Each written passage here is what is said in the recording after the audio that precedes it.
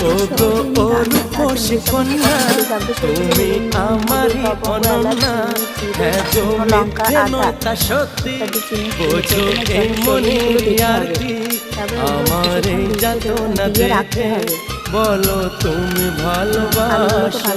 সিদ্ধ করে নিয়ে তারপর আলুগুলোকে